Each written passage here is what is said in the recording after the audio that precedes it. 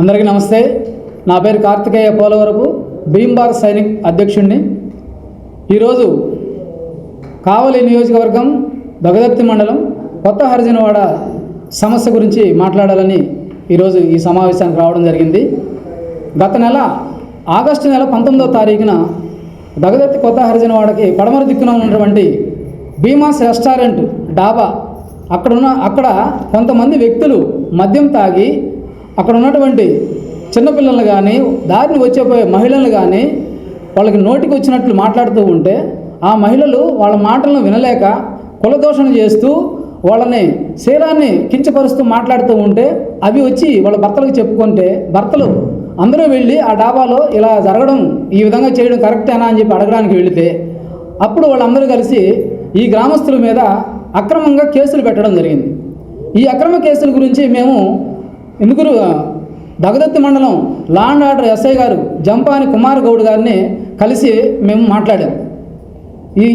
వీళ్ళు దళితులు, వీళ్ళని కుల వివక్ష చేస్తూ కులదోషణ చేస్తూ కించపరుస్తూ మహిళల్ని పిల్లల్ని అందరినీ దూషిస్తూ ఉంటే వీళ్ళు ఆ కంప్లైంట్ తీసుకెళ్ళి ఎస్ఐ గారికి ఇస్తే ఆ కంప్లైంట్ తీసి పక్కన పెట్టి డాబా వాళ్ళు మా మీద దొమ్మీకి వచ్చారని వీళ్ళు అడగడానికి వెళితే వీళ్ళని దొమ్మీకి వచ్చారని వాళ్ళు కేసులు పెడితే ఆ కేసులను అక్రమంగా కేసులు కట్టి కోర్టుకు పెట్టడం జరిగింది.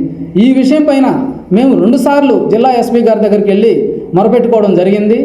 ఆ 2 సార్లు కూడా వాళ్ళు కావలి రూరల్ డిఎస్పీ గారి దగ్గరికి మమ్మల్ని పంపించడం, కావలి రూరల్ డిఎస్పీ గారు 3 సార్లు మమ్మల్ని పిలిచి ఇక్కడ డాబా తీసేస్తారు వాళ్ళు, కొంత టైం ఇవ్వండి అని పరిష్కారం చేసినట్టుగా మమ్మల్ని మభ్యపెట్టడం జరిగింది.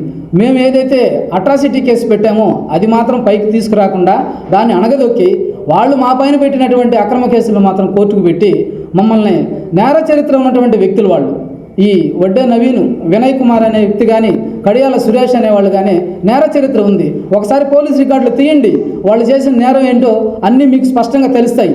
మా పక్కన ఉన్నటువంటి ఈ ఎస్సీ మాలలు ఎవరైతే ఉన్నారో వీళ్ళ చరిత్ర కూడా తీయండి పోలీస్ రికార్డులో.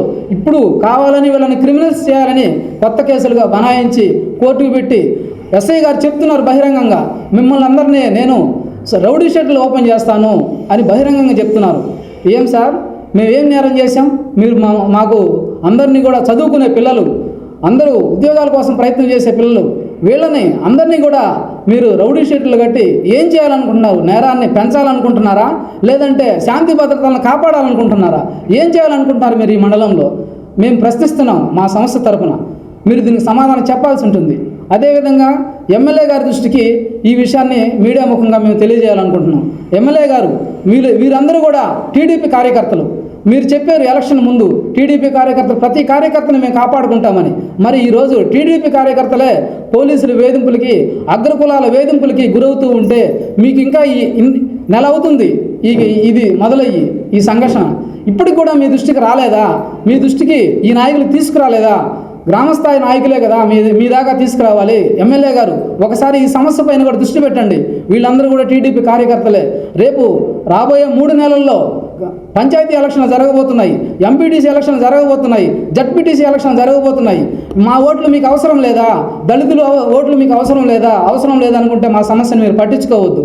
మేము ఓట్లు వేసినప్పుడే మీరు గతంలో శాసనసభ్యులుగా గెలిచారు, అప్పుడు మా ఓట్లు అవసరమని, ఇప్పుడు మా ఓట్లు అవసరం లేదా అని మేము మా సంస్థ తరఫున మిమ్మల్ని మేము కోరుకుంటున్నాం. మా సమస్యను పట్టించుకోండి, మా సమస్యకు పరిష్కారం చేయండి. అట్రాసిటీ కేసు పెడితే ఇంతవరకు కూడా వాళ్ళు పోలీసులు ఏ విషయం కూడా తేల్చకుండా పక్కన పెట్టి మా పైన అక్రమంగా కేసులు బనాయించారు. ఇది మా పిల్లల భవిష్యత్తుని వాళ్ళ చేతుల్లో పెట్టుకొని మమ్మల్ని ఇంకా అగౌరవపరుస్తూనే ఉన్నారు. ఏ ఆఫీస్కి వెళ్ళినా, డిఎస్పీ గారి ఆఫీస్కి వెళ్ళినా, ఎస్ఐ గారి స్టేషన్కి వెళ్ళినా, ఎస్పీ గారి ఆఫీస్ దగ్గరికి వెళ్ళినా కానీ దళితులు అనే చిన్నచూపు చూస్తూ ఉన్నారు. ఈ దృక్కోణం మారాలండి. ఈ దృక్కోణం మారాలి. మీరు జోక్యం చేసుకొని మాకు న్యాయం చేయాలి. ఈరోజు మీడియా ముఖంగా మేము మిమ్మల్ని కోరుకుంటున్నాం. ఒకటే, ఎమ్మెల్యే గారు ఈ దళితుల్ని పట్టించుకోండి. రాష్ట్ర ముఖ్యమంత్రి చెప్తున్నారు టీడీపీ కార్యకర్తలను మేము కాపాడుకుంటామని. మీరు చెప్పారు ఎలక్షన్ మేనిఫెస్టోలో మేము దళితులను కాపాడుకుంటాం, కార్యకర్తలను కాపాడుకుంటామని. మేమందరం మీ కార్యకర్తలమే. ఒకసారి దగదర్తి కొత్త హరిజనవాడకు వచ్చి మీరు ఏ పార్టీకి చెందినటువంటి వాళ్ళు వీళ్ళని చెప్పి మీరు వాకప్ చేయండి. ఒకసారి మీరు మా గ్రామాన్ని సందర్శించండి. ఎమ్మెల్యే గారు మాకు జరుగుతున్నటువంటి అన్యాయాల్ని మీరు దృష్టిలో పెట్టుకొని మాకు న్యాయం చేయాలని కోరుకుంటున్నాం. నమస్తే, నా పేరు సుజాత. మా దగదత్తి మండలం దగదత్తి కొత్త అర్జునగూడ గ్రామం. మా గ్రామం పక్కనే భీమాస్ డాబా నిర్వహిస్తున్నారు. అది ఎప్పుడు ముందు దాగి వేరే వ్యక్తులు వచ్చి అక్కడ ముందు దాగి సీసాలు పడేసి పోయే దారిన కూర్చొని తాగుతూ ఉంటారు. మేము పోయే దారిని మాట్లాడుతూ ఉంటారు, అసభ్యకరంగా మాట్లాడుతూ ఉంటారు.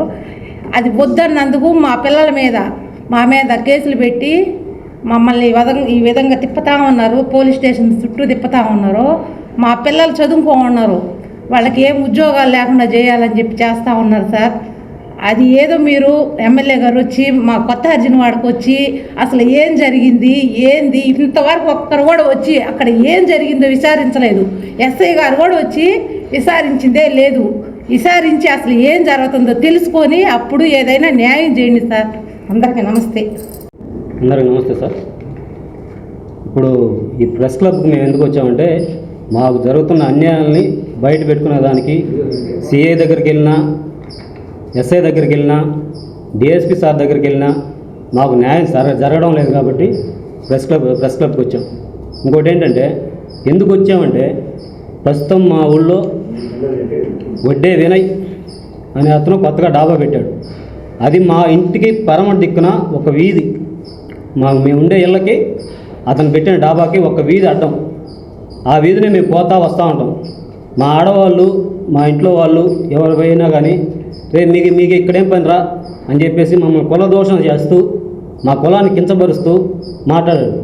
అదేవని వేరే ఎందుకు మాట్లాడుతున్నారు ఇక్కడ అని మాలలో ఒక పౌరుడు అడిగితే వాడిని రే నా కొడక చంపేస్తాం మిమ్మల్ని, మీరేంద్ర హెచ్చరించేది, మీరేంద్ర మాట్లాడేది, చంపేస్తాం మిమ్మల్ని, ఈ వినాయక చవితి లోపల మిమ్మల్ని లేపేస్తాము అని చెప్పి మమ్మల్ని బెదిరించారు. ఎందుకు బెదిరించారని చెప్పేసి మేము అందరం పోయి ఆ డాబా దగ్గర అతను ఉన్నాడు కాబట్టి ఆ డాబా వినయ్ అనేది అతను డాబా. ఆ డాబాలో కడియాల సురేష్ అని కూడా ఉన్నాడు. బెదిరించింది కడియాల సురేష్. వినయ్, కడియాల సురేష్ ఇద్దరు కలిసి మమ్మల్ని బెదిరిస్తున్నారు. ఎందుకు బెదిరిస్తున్నారు మమ్మల్ని మేము అక్కడ పోయి అడగటానికి పోయితే మేము ఆడ మగ పిల్ల జిల్లా అందరం కలిసిపోయాం. ఎందుకు అడుగుతున్నారు మమ్మల్ని అని పోయి అడిగిన దానికి మేము దొమ్మికి పోయామని చెప్పేసి మా పోలీస్ స్టేషన్లోనే, దగదత్తి పోలీస్ స్టేషన్లోనే మా మీదే రిటర్న్ కేసు పెట్టారు. అంతకుముందు మేము కూడా సార్ ఇట్లా జరుగుతుంది, మమ్మల్ని ఇట్లా దూషిస్తున్నారు అని చెప్పేసి మేము కూడా ఎస్ఐకి కంప్లైంట్ ఇచ్చాం. కానీ మా కంప్లైంట్ని పక్కన పెట్టి ముందు ఇచ్చిన కంప్లైంట్ మేము మీద ముందు ఇచ్చాం. మా కంప్లైంట్ పక్కన పెట్టి తర్వాత ఇచ్చిన కంప్లైంట్ని ఉదయం వాళ్ళు ఇచ్చిన కంప్లైంట్ని ముందు పెట్టి దాన్ని ఎఫ్ఐఆర్ చేసి మమ్మల్ని కోర్టు పెట్టాలని చూస్తూ ఉన్నారు. అదేమంటే మాట్లాడుకుందాం రాండి అని చెప్పేసి పోలీస్ స్టేషన్కి పిలిపించి మీకు నోటీసులు తీసుకొని వెళ్ళిపోండి, మీకు మీద కేసు పెట్టున్నాము, మీరు కోర్టులో చూసుకోండి అని చెప్పి మమ్మల్ని బెదిరిస్తున్నారు. అదేమన్నా ఏం సార్ ఇది అన్యాయం ఏం సార్ అని అడగడానికి పోతే మీరేందో పెద్ద ఇది చేస్తున్నారు, మీరేమన్నా రౌడీజం చేస్తున్నారు ఏంది, నేను రౌడీ షీట్ ఓపెన్ చేసి మిమ్మల్ని బొక్కలేదు ఎంగుతాను అని చెప్పి కూడా మమ్మల్ని బెదిరిస్తున్నారు.